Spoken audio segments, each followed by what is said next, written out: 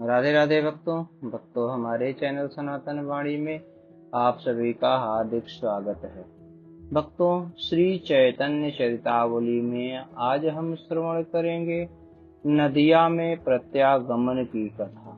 प्रेम में पागल हुए उन मत वालों के दर्शन जिन लोगों को स्वप्न में भी कभी हो जाते हैं, वे संसार में बड़भागी हैं। फिर ऐसे भक्तों के निरंतर सत्संग का सौभाग्य जिन्हें प्राप्त हो सका है, उनके भाग्य की तो भला सराहना कर ही कौन सकता है। इसलिए तो महाभागवत विदुर जी ने भगवत दासों के दासों का दास बनने में ही अपने को कृत कृत्य माना है। सचमुच भगवत संगियों का संग बड़ा ही मधुर, आनंदमय और रसमय होता है। उनका क्षण भर का भी संसर्ग हमें संसार से बहुत दूर ले जाता है। उनके दर्शन मात्र से ही आनंद उमड़ने लगता है। निमाई पंडित को मंत्र दीक्षा देकर श्री ईश्वरपुरी किधर और कहाँ चले गए, इसका अंत तक किसी को पता नहीं चला। उन्होंने सोचा होगा, जगत पूज्य प्रेमावतार लोक शिक्षा के निमित्त गुरु मानकर हमें प्रणाम करेंगे, यह हमारे लिए असहनीय होगा। इसलिए अब इस संसार में प्रकट रूप से नहीं रहना चाहिए। इसलिए वे उसी समय अंतर ध्यान हो गए। फिर जाकर कहाँ रहे, इसका ठीक ठीक पता नहीं। इधर प्रातः काल निमाई पंडित उठे। लोगों ने देखा, उनके शरीर का सारा कपड़ा आंसुओं से भीगा हुआ है। वे क्षण भर के लिए भी रात्रि में नहीं सोए थे। रात भर, हा कृष्ण मेरे प्यारे, ओ बाप मुझे छोड़कर किधर चले गए, इसी प्रकार विरह युक्त वाक्यों के द्वारा रुदन करते रहे। इनकी ऐसी विचित्र अवस्था देखकर सब साथियों ने गया जी में अधिक ठहरना उचित नहीं समझा। इनके शिष्य इन्हें बड़ी सावधानी के साथ इनके शरीर को संभालते हुए नवद्वीप की ओर ले चले। एक सी अचैतन्य पदार्थ की भांति शिष्यों के सहारे चलने लगे। शरीर का कुछ भी होश नहीं है। कभी कभी होश में आ जाते हैं, फिर जोर से चिल्ला उठते हैं, हा कृष्ण किधर चले गए, प्राणनाथ रक्षा करो, पतित पावन इस पापी का भी उद्धार करो। इस प्रकार ये श्री कृष्ण प्रेम में विशुद्ध हुए साथियों के सहित कुमार हट्ट नाम के ग्राम में आए, जिनसे इन्होंने श्री कृष्ण मंत्र की दीक्षा ली थी। जिन्होंने इन्हें पंडित से पागल बना दिया, उन्हें ईश्वरपुरी जी का जन्म स्थान इसी कुमार हट्ट नामक ग्राम में था। प्रभु ने उस नगरी को दूर से ही साष्टांग प्रणाम किया। फिर साधारण लोगों को गुरु महिमा का महत्व बताने के लिए इन्होंने उस ग्राम की धूल अपने वस्त्र में बांध ली और साथियों से कहा, इस धूली में कभी गुरुदेव के चरण पड़े होंगे। बाल्यकाल में हमारे गुरुदेव का श्री विग्रह इसमें कभी लोटपोट हुआ होगा, इसलिए यह रज हमारे लिए अत्यंत ही पवित्र है। इससे बढ़कर त्रिलोकी में कोई भी वस्तु नहीं हो सकती। कुमार हट्ट का कुत्ता भी हमारे लिए वंदनीय है। जिस स्थान में हमारे गुरुदेव ने जन्म धारण किया है, जहाँ की पावन भूमि में इन्होंने क्रीड़ा की है, वह हमारे लिए लाखों तीर्थों से बढ़कर है। इस प्रकार गुरुदेव का महात्म्य प्रदर्शन करते हुए वह आगे बढ़े और थोड़े दिनों में नवद्वीप पहुंच गए। इनके गया से लौट आने का समाचार सुनकर सभी इष्ट मित्र, स्नेही तथा छात्र इनके दर्शन के लिए आने लगे। कोई आकर ने प्रणाम करता, कोई चरण स्पर्श करता, कोई गले लगा कर मिलता। ये भी सबका यथोचित आदर करते, किसी को पुचकारते, किसी को आशीर्वाद देते, किसी के सिर पर हाथ रख देते। और जो अवस्था में बड़े थे और इनके माननीय थे, इन्हें वे स्वयं प्रणाम करते। वे इन्हें भांति भांति के आशीर्वाद देते। सची माता तथा विष्णु प्रिया के आनंद का तो कुछ ठिकाना ही नहीं था। वे मन ही मन प्रसन्न हो रही थी। उस भारी भीड़ में वे दोनों एक ओर चुपचाप बैठी थीं। सबसे मिल लेने पर इन्होंने प्रेम पूर्वक सभी को विदा किया और स्वयं स्नान आदि में लग गए। इनका भाव विचित्र था। शरीर की दशा एकदम परिवर्तित हो गई थी। माता को इनकी ऐसी दशा देखकर बड़ा आश्चर्य हुआ, किंतु वे कुछ पूछ न सके। तीसरे पहर जब वे स्वस्थ होकर बैठे, तब श्रीमान पंडित सदाशिव, कविराज मुरारी गुप्त आदि इनके अंतरंग स्नेही इनके समीप आकर गया यात्रा का वृत्तांत पूछने लगे।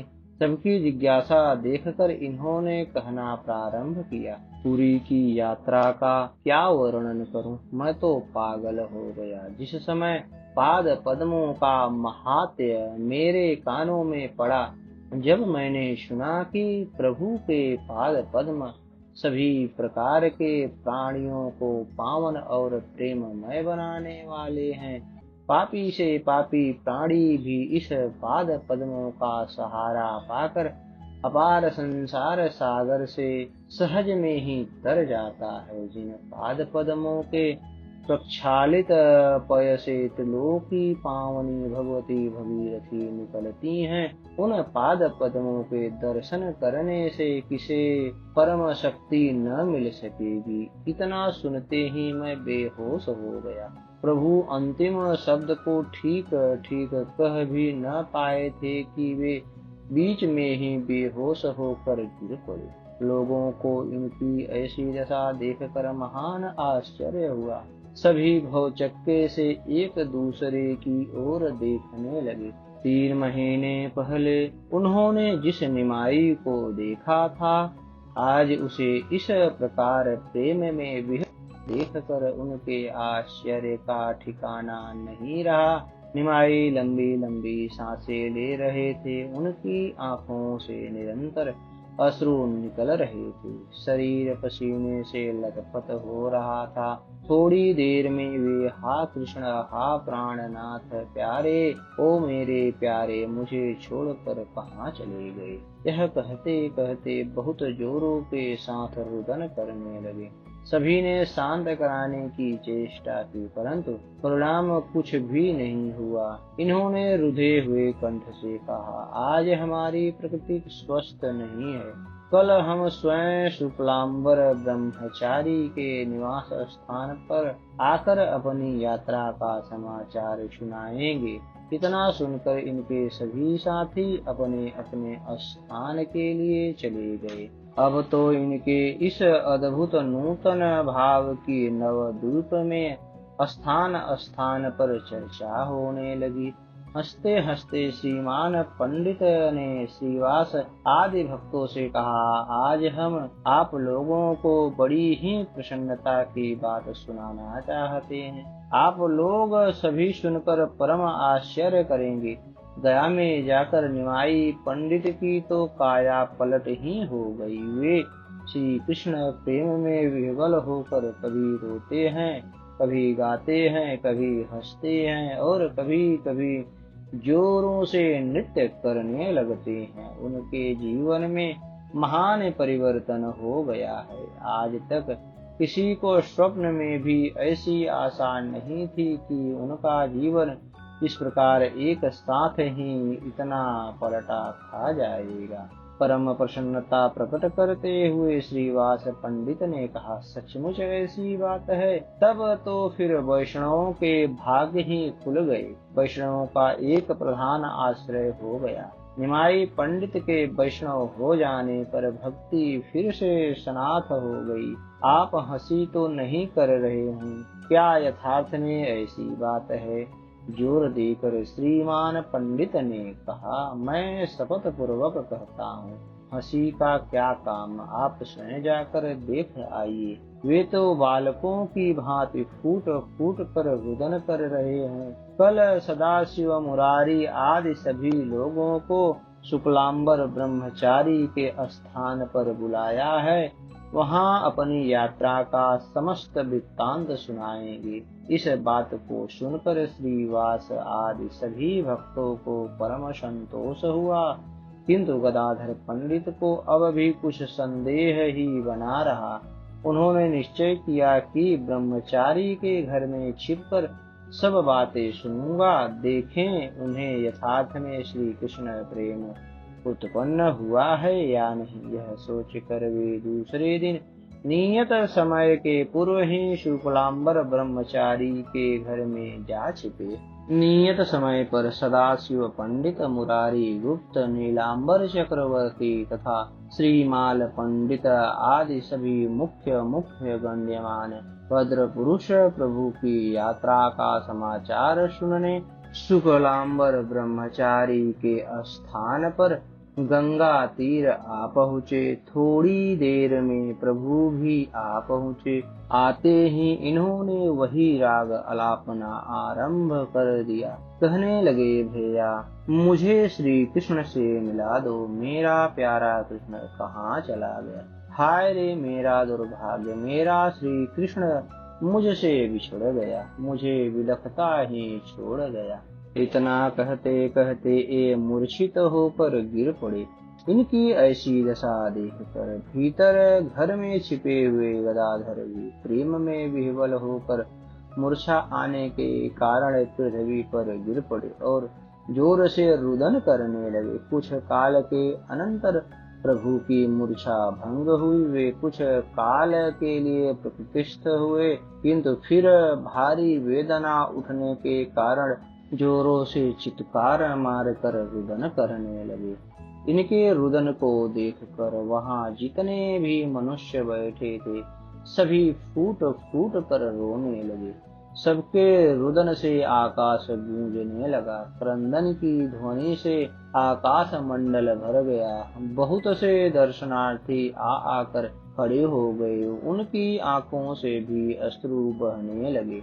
इस प्रकार शुक्लांबर का घर रुदन के कारण कोलाहल पूर्ण हो गया। कुछ काल के अनंतर फिर प्रभु स्थिर हुए। उन्हें कुछ कुछ बाह्य ज्ञान होने लगा। स्थिर होने पर प्रभु ने शुक्लांबर जी से पूछा, ब्रह्मचारी जी घर के भीतर कौन है? प्रेम के साथ ब्रह्मचारी जी ने कहा, आपका गदाधर है। गदाधर इतना सुनते ही वे फिर फूट फूट कर रोने लगे। रोते रोते कहने लगे, गदाधर भैया तुम ही धन्य हो। मनुष्य जन्म का यथार्थ फल तो तुमने ही प्राप्त किया है। हम तो वैसे ही रह गए, हमारी तो आयु वैसे ही बर्बाद हुई। इतना कहकर फिर वही हा कृष्ण, हा असरण शरण, हा पतित पावन कहाँ चले गए। फिर अधीर होकर लोगों के पैरों पर अपना सिर रख रख कर कहने लगे, भैया मुझे दुखिया के ऊपर दया करो, मेरे दुख को दूर करो, मुझे श्री कृष्ण से मिला दो। मेरे प्राण उन्हीं से मिलने के लिए तड़प रहे। प्रभु के इन दीनता भरे वाक्यों को सुनकर सभी का हृदय फटने लगा। सभी प्रेमावेश में आकर रुदन करने लगे। सभी अपने आपे को भूल गए। इस प्रकार रुदन और विलाप करते हुए शाम हो गई और सभी अपने अपने घर लौट आए। दूसरे दिन स्वस्थ होकर महाप्रभु अपने विद्यागुरु श्री गंगादास पंडित के घर गए और उन्हें प्रणाम करके बैठ गए। गंगादास जी ने इनका आलिंगन किया और यात्रा का सभी वृत्तांत पूछा। वे कहने लगे, तुमने तो 3-4 महीने लगा दिए। तुम्हारे सभी विद्यार्थी अत्यंत दुखी थे। उन्हें तुम्हारे पाठ के अतिरिक्त किसी पंडित का पाठ अच्छा ही नहीं लगता है, इसलिए वे लोग तुम्हारी बहुत प्रतीक्षा कर रहे थे। अच्छा हुआ अब तुम आ गए। अब तो पढ़ाओगे न? महाप्रभु ने कहा, हाँ, प्रयत्न करूंगा। श्री कृष्ण कृपा करेंगे तो सब कुछ होगा, सब उन्हीं के ऊपर निर्भर है। इस प्रकार उन्हें आश्वासन देकर फिर आप मुकुंद संजय के चंडी मंडप में, जहाँ आपकी पाठशाला थी, वहाँ आए। संजय महाशय बड़े ही आनंद के साथ प्रभु से मिले। उनके पुत्र पुरुषोत्तम संजय ने प्रभु के पाद पद्मों में श्रद्धा भक्ति के साथ प्रणाम किया। प्रभु ने उसे आलिंगन किया। इस प्रकार दोनों पिता पुत्र प्रभु के दर्शनों से परम प्रसन्न हुए। स्त्रियों ने जब प्रभु के आगमन के समाचार सुने तो वे बड़े ही आनंदित हुए और परस्पर में भांति भांति की बातें कहने लगी। कोई कहती, अब तो निमाई पंडित एकदम बदल आए। कोई कहती, बड़े भाग्य से भगवत भक्ति प्राप्त होती है।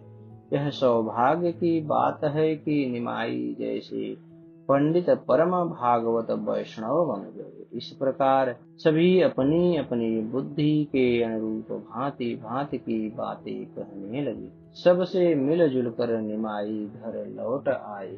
अस्तु। तो हमारी यह कथा आपको कैसी लगी? कृपया कमेंट कर हमें अपना सुझाव दें और हमारे चैनल को ज्यादा से ज्यादा सब्सक्राइब करें। धन्यवाद।